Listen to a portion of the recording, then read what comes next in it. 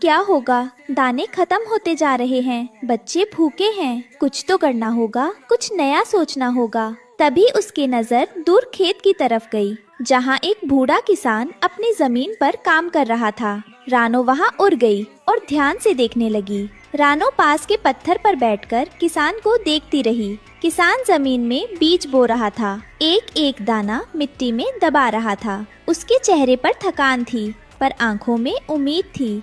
दादाजी, आप इस सूखी जमीन में बीज क्यों बो रहे हो? बारिश तो है नहीं। बेटी, बीज बोने का काम बारिश का इंतजार नहीं करता। जो आज बोएगा वो कल काटेगा।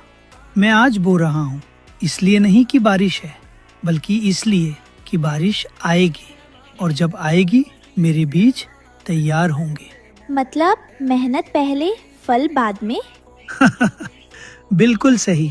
और एक बात याद रखो, जो चीज तुम्हारे पास है उसी से खेती शुरू करो।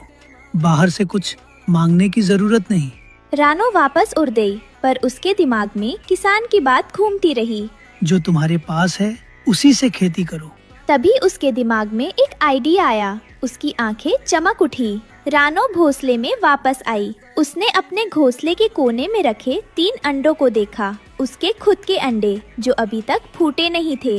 अंडे, अंडे, हाँ, मेरे पास अंडे हैं, और जंगल में बाकी पक्षियों के पास भी अंडे होते हैं। अगर हम सब मिलकर एक जगह अंडे से हैं, एक अंडे की खेती बनाएं, तो जब बच्चे निकले तो उनके लिए पहले से दाने और जगह तैयार हो। और अगर हम अंडे सेहने की बारी बारी व्यवस्था करें, एक से है दूसरा दाना लाए, तो सब मिलकर काम करेंगे और कोई भूखा नहीं रहेगा। यही करूंगी मैं, अंडे की खेती। जंगल के सभी पक्षियों को बुलाऊंगी। रानो खुशी से उड़ी और जंगल के हर कोने में जाकर सबको बुलाने लगी। अगले दिन सुबह पीपल के पेड़ के नीचे सभी पक्षी इकट्ठा हुए। तोता, मैना, कोयल, बुलबुल, हंस और बहुत सारे और बुजुर्ग उल्लू। सब हैरान थे कि रानो ने उन्हें क्यों बुलाया है। पेड़ की ऊंची डाल पर कालू कौवा भी बैठा था, अकेला, उदासीन। वो नीचे देखकर मुंह बिचका रहा था।